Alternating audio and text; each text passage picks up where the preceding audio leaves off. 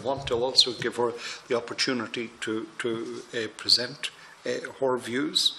So, Senator Niall O'Donnell, if that's okay, and then you'll all get the opportunity to come back again when our next guest presents. Niall, please. Okay, Carla, I'll try and be brief then, because a lot of the questions I would have asked have been asked in the course of the exchange, and I do think it's I want to just start by saying I do think it's been a very worthwhile exchange and sharing of views on, as everyone acknowledges, a very important and emotive issue, and probably one that I don't think anyone has not been impacted by or felt in terms of the loss of a loved one, particularly someone who's suffered pain and discomfort in their last days. So just a couple of wee points that struck me during the course of the exchange was around the definition of harm. Tom, when you said just, in the exchange with Jack, the issue of, is it doing harm to allow someone to continue living in such pain and discomfort? And personally, I believe that it is a form of doing them harm. And what Gino said struck me too, that this is actually an issue of life, as opposed to an issue of death and the kind of life we want to give people. So I just wanted to make those points, because I think they really resonated with me. In terms of questions, Chair, I only have two brief questions, and I hope they don't appear, because, as I said, a lot of the questions have already been teased out, but I hope these don't appear facetious. But I presume not everyone in Oregon, if we look at that model, for example, avails of assisted dying. I presume there's still people who go through palliative care and die the way that they would have. So this is an issue of choice for people, I presume.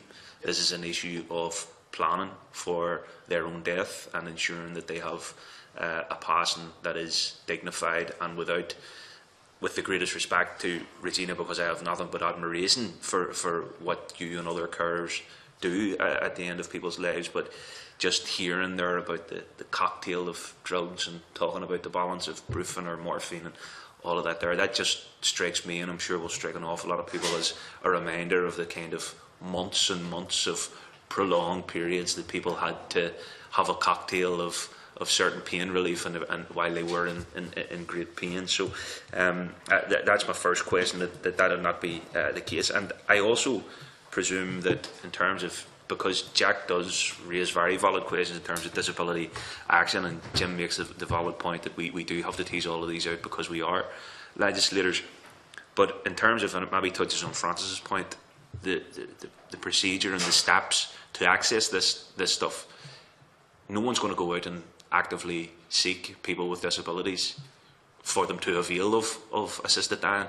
This would have, obviously, regardless of what the steps are, the first step in this would have to be someone, whether they have a disability that is life-limiting or debilitating, they would be the people who would have to instigate and initiate this process. So those two questions, there's that, and then the issue of, regardless of where the model is, whether it's Oregon or Belgium or Holland or wherever, I presume there are still people who avail of palliative care and die in the manner that they would have died previously, and that people here in both states, north and south, are still dying.